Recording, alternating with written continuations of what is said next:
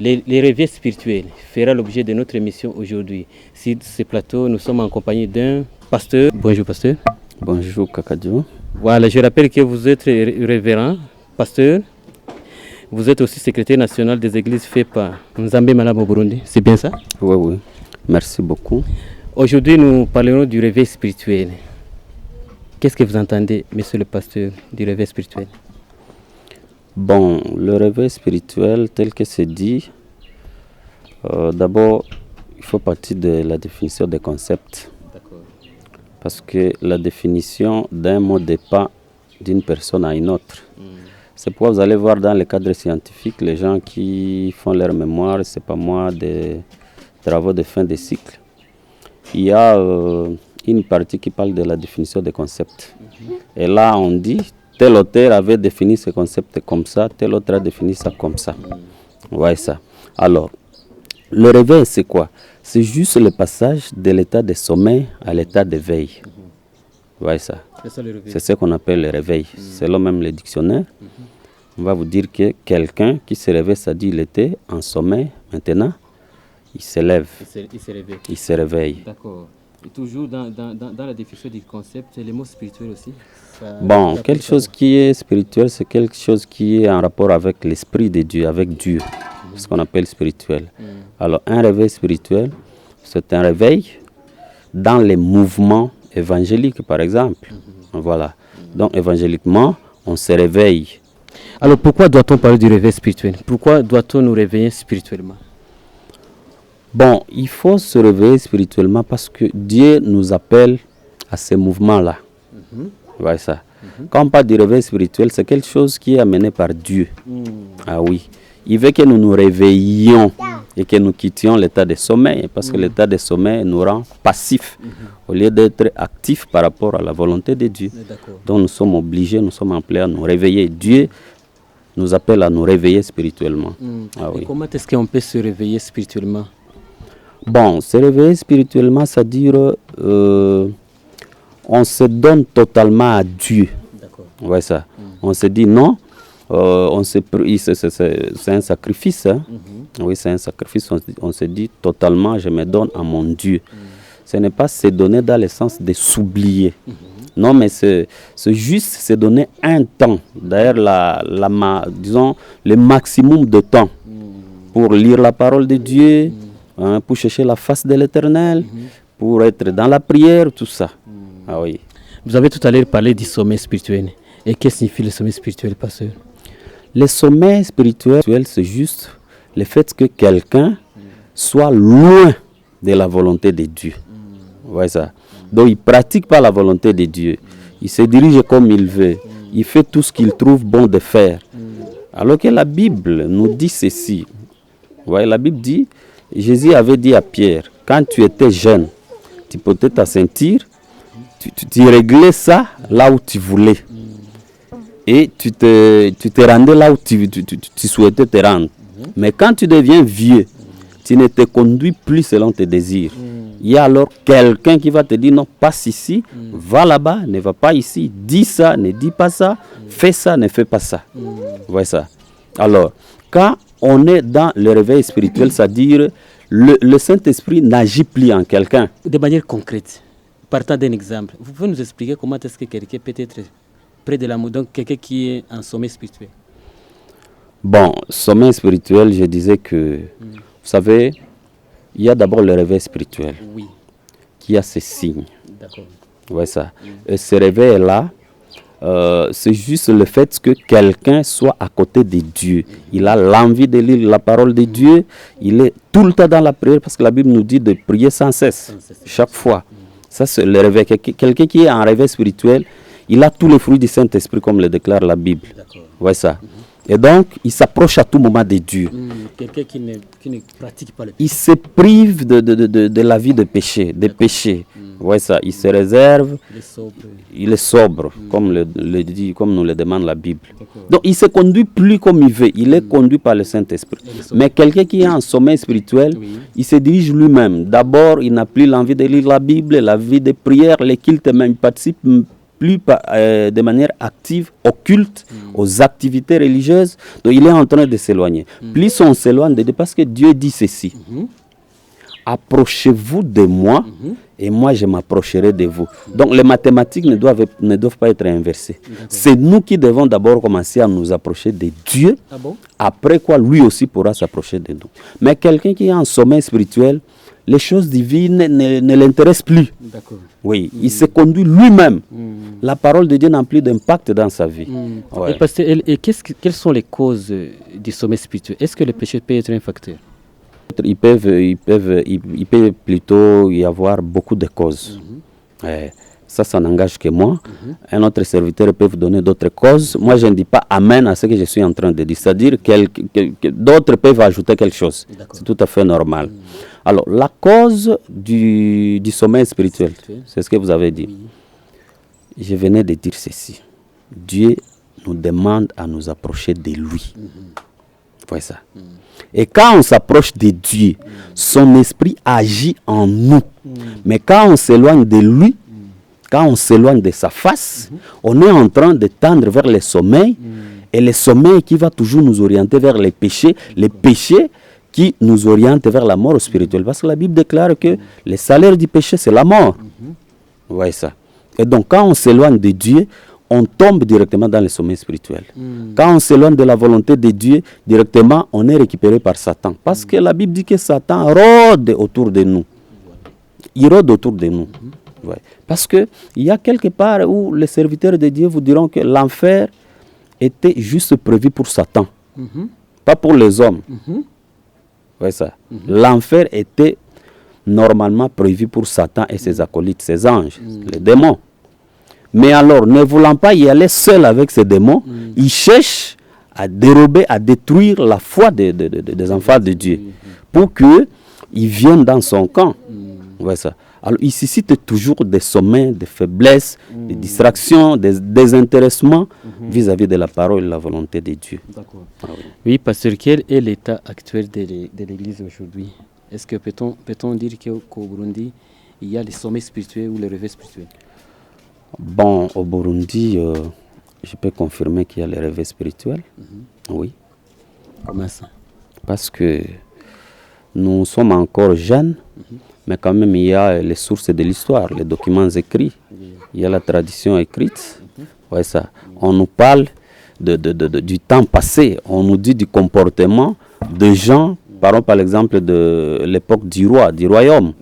Ce n'est pas les comportements que les gens affichaient à ce moment-là qui continuent à afficher maintenant. Les gens ont subi une transformation parce que, vous savez, la parole de Dieu, c'est comme l'eau de la pluie. Quand la pluie est tombée, même si vous venez après quelques heures, vous trouverez toujours les traces de l'eau. Ouais, ça. Même si l'eau va s'infiltrer, mais vous saurez qu'ici, c'est l'eau de la pluie qui est passée. La parole, quand elle tombe, elle a des effets. Alors, les gens commencent à se comporter différemment de la manière dont ils se comportaient à l'ancien temps. Donc, il y a quand même un réveil spirituel. L'évangile se passe un peu partout, dans des télévisions, dans des radios, dans des bus, un peu partout. Il y a des serviteurs de Dieu qui quittent l'extérieur, l'étranger. Ils viennent juste pour l'évangélisation au Burundi. Et les gens sont sauvés, les âmes sont sauvées. D'accord. Et que fait le diable lorsqu'il y a un réveil spirituel? Ah oui, je disais que le diable va user de toutes ces techniques. Il va toujours combattre afin de ramener les gens dans le sommeil, dans la distraction, dans la vie des péchés. Ouais, ça. Parce que Satan n'aime pas que les gens pratiquent la volonté de Dieu. Ouais. Et quand vous prenez la décision de vous réveiller spirituellement, Satan avec son camp ne sont pas contents. Il faut toujours chercher à tout prix de vous avoir d'une manière ou d'une autre. Ouais. Il y a des acteurs autour du réveil spirituel. Des hommes de Dieu, bien sûr. Oui. En Afrique, il y a eu des gens, des grands hommes de Dieu qui ont été vraiment acteurs principaux dans le mouvement de réveil spirituel. Il y a, par exemple, le prophète Simon Kimbangu. C'était un prophète de Dieu, un vrai prophète de Dieu. Oui. Après lui, il y a Haïdi Nabal Alexandre. Donc, apôtre Haïdi Nabal Alexandre, c'est celui qui a commencé avec l'église Nzambe Malamu. Ah oui. En Afrique, c'est 2 gens, ce sont des grands gens qui ont vraiment bougé l'Afrique.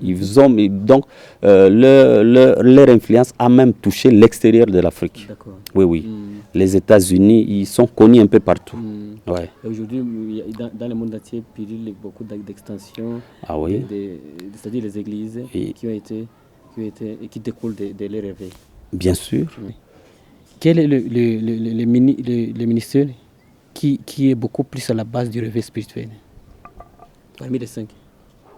Les Éphésiens 4. Les 5 ministères, écoutez, le corps, c'est un tout. C'est un tout. Le corps entier, c'est un tout. Non, pasteur, il y a beaucoup de gens qui disent que nous les prophètes, ils s'arrogent le droit de dire que nous les prophètes, c'est nous qui sommes spéciaux, parce que c'est nous qui sommes face à Dieu. Qu'est-ce que vous en dites? Face à Dieu, ce sont les instruments que Dieu utilise, bien sûr. Ouais, ça. Ce sont les instruments que Dieu utilise. Dieu les utilise de manière extraordinaire, plus que même le pasteur. Les prophètes? Oui. Extraordinaire, c'est-à-dire?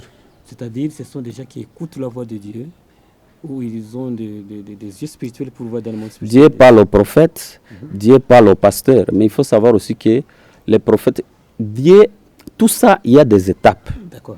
Parce qu'il y a eu les étapes des prophètes, mais aussi il faut comprendre qu'il n'y avait pas 2 prophètes au même moment. Tout à fait. Parce que Dieu utilisait chaque prophète avec une mission quelconque, précise. Après sa mission, c'est fini. Sa renommée vraiment, c'est terminé. Donc c'était pour une mission. On ne pouvait pas parler de 2, 3 prophètes à la fois, parce que Dieu il est quand même ordonné, bien organisé. Ouais, ça. Alors, après les prophètes, nous sommes là aussi les pasteurs, Dieu nous utilise. Et bien que vous allez entendre parler des bishops, de quoi que ce soit, tout ça là, mais écoutez, nous sommes les serviteurs de Dieu.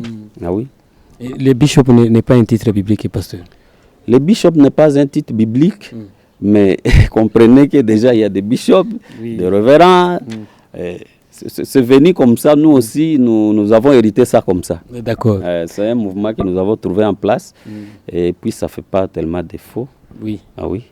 Donc on peut tolérer dans le corps du Christ. Mais oui, ce n'est pas un péché. Ou bien les titres correspondent aux travaux à la tâche que quelqu'un est en train d'accomplir dans sa mission. Aujourd'hui, nous constatons beaucoup de gens qui se donnent ce titre, mais si vous surveillez, si vous vérifiez les tâches qui sont relatives à ce titre, il n'y a presque rien. Qu'en dites-vous?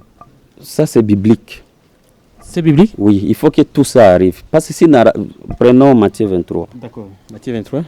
Jésus parlant à la foule et à ses disciples dit: les scribes et les pharisiens sont assis dans la chair de Moïse. Vous voyez ça? Faites donc et observez tout ce qu'ils vous disent, mais n'agissez pas selon leurs œuvres, car ils disent et ne font pas. D'accord. Ouais. Donc, tout ce que nous sommes en train de vivre aujourd'hui dans l'église, il faut que ça arrive. Sinon, Jésus est menteur. Il est menteur. Ah oui. Parce qu'il a dit que ses serviteurs seront là. Est-ce que pasteur? Mais il complète et dit, faites ce qu'ils vous enseignent, mais ne faites pas ce qu'eux ils font. Parce qu'ils font des choses qui sont contraires à la parole qu'ils sont en train d'enseigner aux gens. N'est-ce pas la philosophie qui est soutenue par certaines églises disant que nous, voilà, écoutez, faites ce que nous vous disons, mais il ne faut pas suivre nos actes. S'ils disent ça, oui, c'est ce que je vous dis, il faut que tout cela arrive. Nous devons voir tout ce que Dieu nous a donné. Il nous a prévenu d'avance. Nous devons voir tous. Et si nous ne les voyons pas, c'est-à-dire, Jésus a menti. Est-ce que pasteur, et c'est pour autant... Les pasteurs farceurs, il y en a. Et les vrais pasteurs, il y en a. Les faux serviteurs de Dieu, il y en a. Les faux prophètes, il y en a. Les vrais aussi, il y en a. D'accord. Ouais. Et c'est pour autant que nous les vrais chrétiens se taisent. Bon, se taire, non, il ne faut pas se taire. Est-ce que certains silences ne sont pas complices quelque part? Parce que ce sont des histoires qui sont racontées en coulisses. Oui. Quand vous racontez entre vous, il n'y a pas de caméra, vous parlez de tout et de Mais lorsqu'il s'agit de se proclamer aux médias, vous êtes bouche bée. Laissez-moi vous dire de manière concrète. Laissez-moi vous dire qu'il y a des faux prophètes, des faux serviteurs de Dieu. Ils existent. Ils font même des miracles. Ils font beaucoup d'histoires qui se font. Oui, ils sont là. Les vrais serviteurs aussi sont là-bas. Mais la Bible dit quoi? Quand Marie et Élisabeth se sont rencontrées, chacune d'elles a senti quelque chose. C'est-à-dire la divinité se fait sentir. Quand vous êtes en face d'un serviteur de Dieu, un vrai serviteur de Dieu, vous allez sentir quelque chose. Parce que vous êtes dans un seul réseau. C'est Jésus-Christ qui vous unit. Vous devez sentir quelque chose. Comme Marie et Élisabeth. Vous voyez ça. Je peux être à votre côté. Si vraiment je suis un serviteur de Dieu et que vous l'êtes aussi, je dois le sentir. Ah bon. Et vous devez le sentir. La divinité se fait sentir. Homme de Dieu, est-ce que les miracles sont aussi les signes du réveil spirituel? Vous dites? Les miracles Oui. qui se passent dans nos églises aujourd'hui, peut-on dire que ce sont des signes de réveil spirituel? Non, je ne peux pas bon? confirmer ça. Pourquoi? Je ne peux pas confirmer. Parce que moi, j'ai toujours dit aux gens que la foi des enfants de Dieu, de chrétiens, ne doit pas être fondée sur les miracles, plutôt sur la parole de Dieu. Ah bon? Pourtant, aujourd'hui, les gens se précipitent là où il y a beaucoup de miracles. Si vous êtes un pasteur et que vous ne démontrez pas la puissance de Dieu, à ce moment-là, vous n'aurez pas une foule de gens? Nous n'allons pas cesser de dire aux gens que la foi ne doit pas être fondée sur les miracles, mais la foi doit être fondée sur la parole de Dieu. Pourquoi? Parce que le monde des ténèbres produit des miracles. D'accord. Dieu en produit autant. D'accord. La Bible dit quoi? Quand Aaron et Moïse se sont rendus chez Pharaon, envoyés par Dieu, et ils sont partis transmettre le message de Dieu à Pharaon, lequel message stipulait que Dieu aime que Pharaon laisse son peuple partir. D'accord. Vous voyez? Alors, il y a eu trop de mouvements. Mais à un certain moment, Dieu a demandé à Moïse et Aaron, prenez votre verge, le bâton là, jetez ça par terre. Et ils ont fait ça. Le bâton s'est transformé en serpent. Alors, Pharaon a aussi appelé ses féticheurs. Vous voyez ça? Ces féticheurs sont venus chacun avec son bâton. Ils les ont aussi jetés par terre. Tous ces bâtons se sont transformés en beaucoup de serpents. Vous voyez que c'est match nul. Alors, ici serpent, ici aussi serpent. Miracle, miracle. Et ici encore chez Pharaon, beaucoup de serpents. Mais chez Dieu, un seul serpent. Mais la différence se fait montrer au niveau où c'est le serpent de Dieu qui a englouti tous les autres serpents. Ah bon. Donc vous voulez dire que... Donc, Dieu produit des miracles, Satan en produit autant. Mais ce n'est pas les miracles qui va être le fondement de notre foi. Non, notre foi doit être fondée sur la parole de Dieu. Parce que vous êtes contre le miracle. Je ne suis pas contre les miracles. Je ne suis pas contre les miracles, mais je voulais dire ceci. Ce qui se passe actuellement dans des églises, ça dépasse un peu l'entendement. Un pasteur qui prie pour un fidèle, les passeports apparaissent dans la chaussure. Que ces derniers puissent aller à la PAF et rechercher les passeports. Mais les passeports apparaissent dans la chaussure. Et c'est normal, pasteur? Bon, vous savez, celui qui fait ça, il connaît ce qu'il fait. Mais ça, ce n'est pas un miracle. C'est un miracle. Je vous ai dit que le monde des ténèbres peut en produire. Mais Dieu, il est aussi un Dieu miraculeux. Moi, je vais amener les gens... Mais cet homme de Dieu qui a fait ça, il s'autoproclame que c'est un homme de Dieu. Mais oui, il peut être un homme de Dieu. Parce que la Bible dit qu'il y aura des faux prophètes qui viendront à mon nom. Il y aura aussi des vrais prophètes. Ah oui, mais Dieu seul sait. Dieu seul sait que celui-ci, c'est mon vrai serviteur. Mais ce n'est pas pour rien, la Bible dit. Il y aura un moment où les gens diront non. Nous avons prophétisé en ton nom, nous avons guéri les malades en ton nom. Là, il s'adresse aux pasteurs, aux prophètes, pas aux choristes. Vous voyez ça? Ça, c'est pour nous, ça, c'est notre parole, nous, serviteurs de Dieu. On peut avoir chassé les démons au nom de Jésus, mais on n'est pas les vrais serviteurs de Dieu. Ah, c'est pas vrai, pasteur. Et la puissance qu'on aura à utiliser, c'est... Le nom de Jésus-Christ, vous l'évoquez, il y a des miracles qui s'opèrent. Même si vous êtes... Alors, qu'est-ce qui se passe avec ce thème-là des miracles? Mon cher, quand moi j'étais enfant, on voyait des féticheurs un peu partout, les bafoumes. Vous voyez ça? Mais quand le mouvement de réveil spirituel a commencé, l'évangile a commencé à produire des effets ici et là. Et puis, les féticheurs ont compris qu'ils sont en train de perdre les marchés. Et ils ont dit non, écoutez, avec nos fétiches, ça ne va plus. Prenons la Bible. Prenons la Bible. Oui. Ils ont pris la Bible, ils ont mémorisé des versets, ils mémorisent des versets de manière un peu exceptionnelle. Et ils vous produisent, ils vous font des miracles. Ce ne sont pas des serviteurs de Dieu, de vrais serviteurs de Dieu. Donc beaucoup sont d'imposteurs. Ah oui, c'est des guises. Ah bon. Et Dieu a même dit, Jésus a même dit que je vais les vomir, je vais leur dire, je ne vous connais pas, bien que vous ayez produit des miracles, vous ayez guéri les malades en mon nom, chassé les démons, mais moi je ne vous connais pas. Pasteur, est-ce que, je donne encore un autre exemple. Oui. Est-ce que ça aussi, ça peut être catégorisé dans les rangs de miracles? Aujourd'hui, nous assistons à des églises zoologiques où un pasteur prie et puis des animaux atroces apparaissent dans la salle. Oui. Certains sortent même du sexe des femmes. Ça aussi, on peut classer ça dans les rangs des miracles. Peu importe son auteur, oui. Peu importe l'auteur du miracle, le miracle est miracle. Oui. Ah oui. C'est pourquoi je vous dis, Dieu produit des miracles, Satan en produit autant. Bon, s'il faut dire que ce sont des miracles divins, est-ce que ça peut être classifié? Bon, divin, je ne sais pas.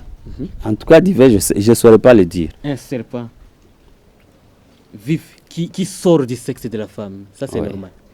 Est-ce qu'un esprit peut sortir du sexe de manière matérielle? On les constate comme ça et puis on tue les serpents. Moi, ça c'est normal. Dans mon quartier, il y a un type qui est venu. Lui, quand il priait aux gens, les gens tombaient. Alors, avec ma discipline, je n'ai pas été éduqué de manière spirituelle dans ce sens-là. Et dans l'église, entre les pécheurs, donc entre les païens et les chrétiens, qui doivent réellement tomber sous l'effet de la puissance de Dieu? Parce qu'aujourd'hui, nous voyons que c'est comme un mouvement.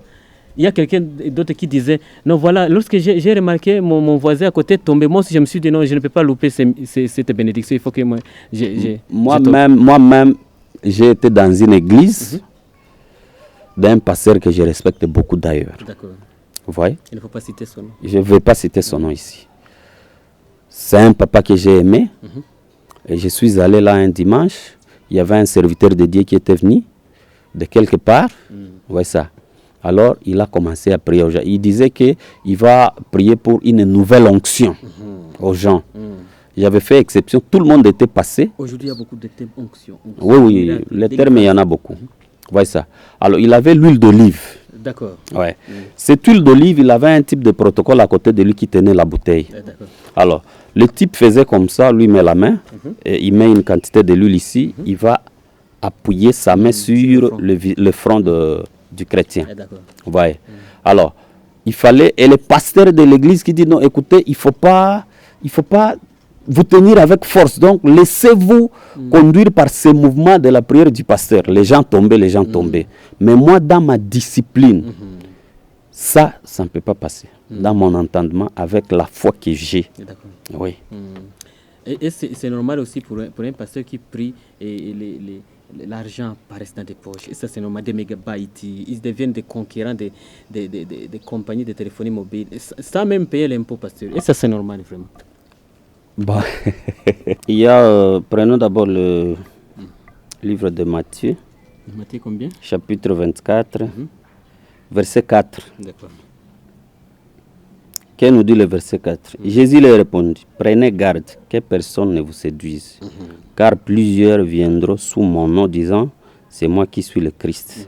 Et ils séduiront beaucoup de gens. Beaucoup, pas peu.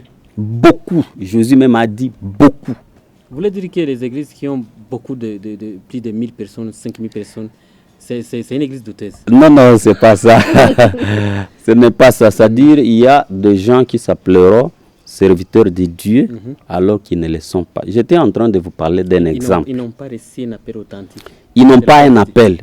Il y a des églises qui s'ouvrent de la manière de boutique, parce que la boutique, on peut l'ouvrir parce qu'on veut gagner l'argent. Ah bon? Oui. Et là, on se fait une église où on est pasteur, l'adjoint, c'est sa femme ou son enfant, tout ça, c'est une église familiale. Ah bon? Sans l'appel. Ah bon? Je vous dis, sans avoir senti l'appel. Parce que déjà, comme ça, si vous leur demandez, votre Élie, c'est qui? Samuel a reçu un appel. D'accord. Vous voyez ça? Jésus l'appelle, il vient chez elle, il dit, mais vous m'avez appelé. Elle il dit, non, je ne vous ai pas appelé. Allez dormir, retournez. Comment est-ce qu'on peut vérifier si quelqu'un a un appel authentique de la part de Dieu? Bon, quelqu'un qui a un appel, vous allez le sentir, mon cher Kakadjo. Vous allez sentir que celui, c'est un serviteur de Dieu qui est vraiment appelé. qu'est-ce qui se passe aujourd'hui? D'accord. Je trouve que les églises, il y a des dons, il y a des financements qui viennent d'ici et là. Je peux ouvrir une église au lieu d'ouvrir une entreprise. Vous voyez ça? Et vous allez trouver une église où le pasteur, c'est papa, son adjointe, c'est sa femme, les conseillers, caissiers, son petit frère. J'ai appelé ça une église familiale. Église familiale. Oui. Quelqu'un qui n'a pas été appelé, mais il ouvre une église. Alors, ici à Bujumbura, je vous dis, il y a des gens, des serviteurs de Dieu, nous les connaissons. J'en connais 2, même si je ne peux pas citer leur nom, qui font des miracles dans leurs églises. Ils vous prêchent, et quand ils vous prêchent, vraiment, ils vous prêchent la parole. Vous sentez la parole. Quand ils vous parlent comme ça, la parole, vraiment, vous sentez quelque chose. Mais si vous les suivez de près, leurs œuvres, leurs actes, parce que Paul a dit, vous les reconnaîtrez par leurs actes. Mais Jésus dit, même s'ils font de mauvais actes, ne suivez pas ces actes-là. En Matthieu 23. Mais vous écoutez ce qu'ils vous disent. Pratiquez ce qu'ils vous disent. Mais pas ce qu'ils font. Il y a des serviteurs qui ont touché des histoires. Quand ils vous parlent, vraiment, on appelle ça en lingala malobasukari. Vous aviez quelque chose très loin. Vous allez partir récupérer et venir donner. Ce sont des gens qui vous font de contrats avec le monde des ténèbres. Moi, je vous dis, j'en connais 2. Ouais. Ici, chez nous, à Bujumbura, j'en connais. Ceux que je connais, moi, c'est 2. La convention est qu'ils prêchent, ils vont récolter des histoires. La récolte qu'ils ont, ils doivent normalement enlever 1/10 pour celui qui leur a donné ce pouvoir là-bas. C'est un contrat. Donc c'est un contrat. C'est un contrat qu'ils ont fait avec celui qui leur a légué ce pouvoir. Ouais. Mais ce sont des serviteurs de Dieu, vous les voyez comme ça. Non. Ils prient pour les malades guérissent. Ouais, ils font des miracles. Ils chassent des démons. Donc l'évangile, il y a déjà de l'aventure qui entre dedans. Ne soyez pas surpris de tout ce que vous êtes en train de parler, des serpents qui sortent des sexes, de femmes, de l'argent qui vient de tout ça. Ah oui. Parce que pour certains de tes collègues qui ne veulent pas en parler, puisque vous êtes apparu aux médias pour essayer de... C'est mes faits qui s'observent dans beaucoup d'églises. Alors pour tes collègues qui n'arrivent pas à en parler, qu'est-ce que vous leur dites? Non, écoutez, je ne suis pas le seul à parler de ça. Il y a un mouvement, donc une équipe de relèves évangéliques. Vous êtes des réformistes ou? Oui. Il y a un mouvement qui vient et qui commence à parler de tout ça. Ah bon? De manière ouverte. Bon? On ne cache plus. On dit non, écoutez, nous sommes dans une période, on appelle ça le dernier temps. Est-ce qu'il n'y a pas un autre moyen d'en parler sans toutefois passer sur les médias? Oui, mais on dirait que vous êtes en train de jeter un discrédit au corps pastoral. Vous avez bien dit que ça se parle en coulisses, on se parle. Quand il y a l'occasion de se parler en coin, on s'en parle. Mais quand il y a l'occasion d'en parler devant le média, écoutez, on le fait. C'est-à-dire que ça déborde. Ça déborde. Et moi, je suis en train de le répéter. La foi d'un vrai chrétien, regardez-les, il faut... La foi d'un vrai chrétien ne doit pas être fondée sur les miracles. La foi d'un vrai chrétien doit être fondée doit avoir la fondation de la parole de Dieu. Parce que Dieu dit que nous devons toujours mettre en lui notre espoir. C'est un Dieu. On peut avoir des problèmes. La durée de notre problème n'intimide jamais Dieu. Vous voyez ça? Donc, que votre problème, il y a un papa, en Jean 5. Un papa dont la Bible nous parle seulement de la durée, les 38 ans, le paralytique là, 38 ans, c'est la durée de la maladie. Son âge, la Bible nous a caché. Mais les 38 ans là-bas n'a pas bougé le ciel.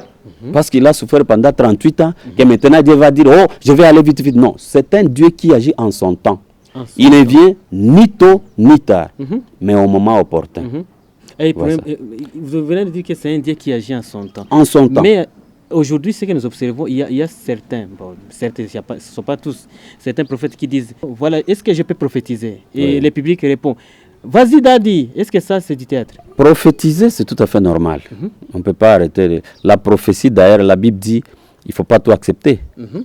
Ouais, ça. Il faut vérifier. Il faut vérifier. Il ne faut pas aussi tout accepter, mais il faut vérifier. Alors, et la vraie prophétie, c'est celle qui s'accomplit.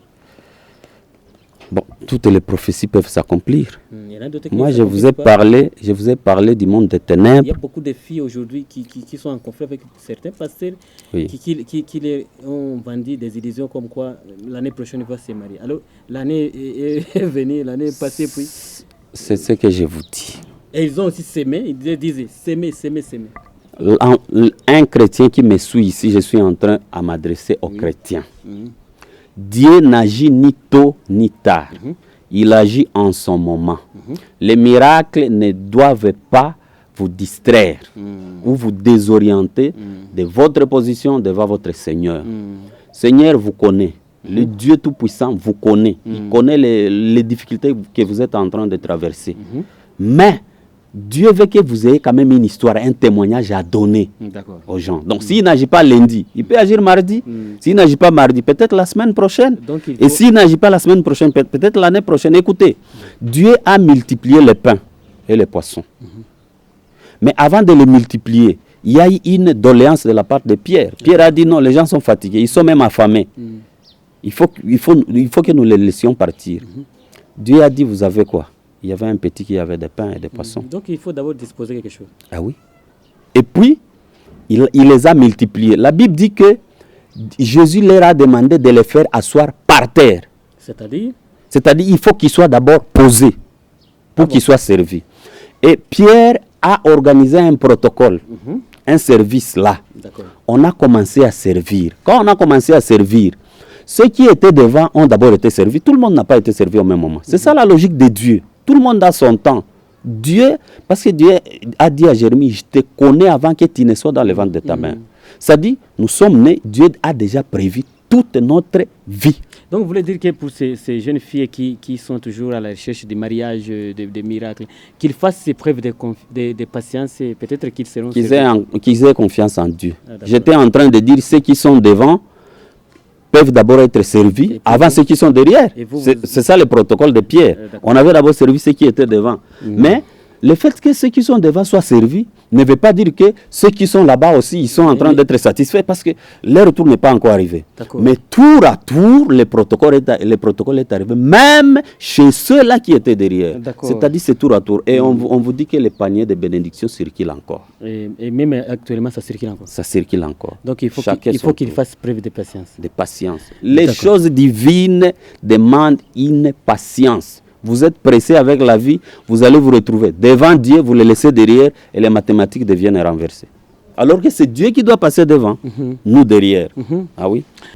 Parce que la dernière question, avant de clôturer notre émission, j'aimerais que vous puissiez proposer alors, apparemment vous apparaissez comme un réformiste, alors quelles sont les voies de solutions que vous proposez aux téléspectateurs, aux internautes, tous les gens qui nous suivent de partout dans le monde, quelles sont les voies de solutions que vous proposez vis-à-vis de ces méfaits qui s'observent dans le corps de Christ?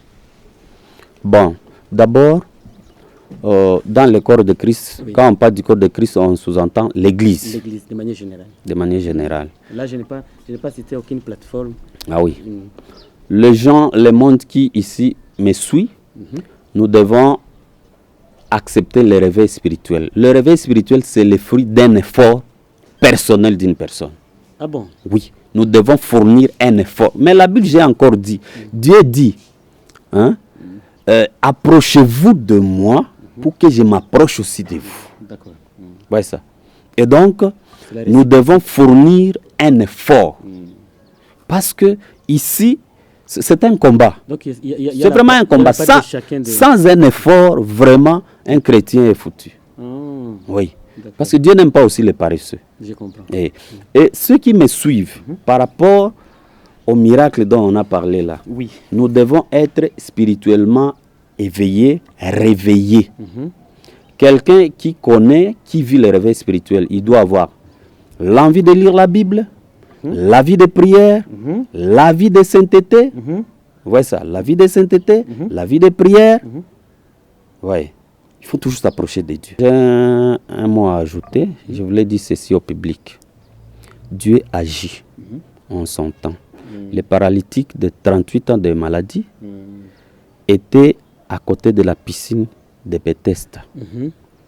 La Bible dit ceci. Jean 5. Jean 5, oui. Vous commencez 1, vous descendez. J'ai noté déjà. Ouais, ça. La logique était que l'ange vienne bouillir l'eau. Et un seul malade pouvait se plonger dans l'eau et être guéri. Recevoir sa guérison.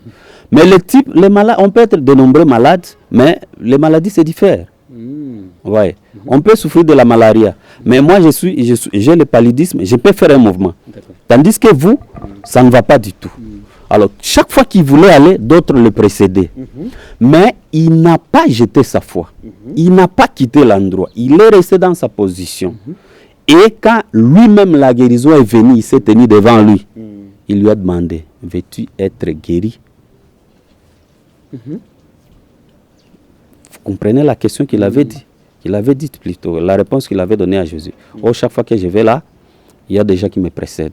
Jésus n'a pas besoin de tout ça. Jésus n'aime pas que nous soyons devant lui et parler d'autres personnes. Parlez de vous-même quand vous êtes en face de Jésus. Ouais, il ne faut pas être problématique. Parce qu'il y a l'interrogation qu'on appelle l'interrogation directe, c'est l'interrogation à laquelle on répond par oui ou non. Ça, c'est la grammaire. Il y a d'autres interrogations, d'autres questions où l'on dit, tu as combien de cahiers? Je peux dire, j'ai 4 cahiers. Avec des explications. Des explications. Mais Jésus lui a demandé, veux-tu être guéri? Il fallait seulement dire oui ou non. Ouais. Mais lui a commencé à accuser les autres non. Cher public, parlez de vos problèmes quand vous êtes devant l'Éternel. Et endurez toujours comme ce malade là-bas. Quand Jésus est arrivé, c'était la guérison qui arrive devant lui. Et il lui a dit, prends ton lit, lève-toi et marche. Le public, vous avez différents problèmes. Je ne sais pas, c'est Dieu même qui sait. Il connaît la situation que vous êtes en train de traverser. Il va venir, il va vous guérir. Ne soyez pas intimidés par des miracles, tout ça, tout ça. Votre foi doit être fondée sur la parole de Dieu. La parole de Dieu dit ceci. Tumutegemee Mungu, lui-même suffit à nos problèmes et pas une autre personne. Merci beaucoup, pasteur. Je rappelle que vous êtes révérend pasteur. Vous êtes aussi secrétaire national des églises FEPA, Nzambe Malam au Burundi. Merci beaucoup, pasteur. Merci. Merci beaucoup, chers auditeurs, vous tous qui nous suivez partout dans le monde entier. Nous vous remercions de l'attention que vous avez prêtée à notre émission. Shalom, shalom, bye.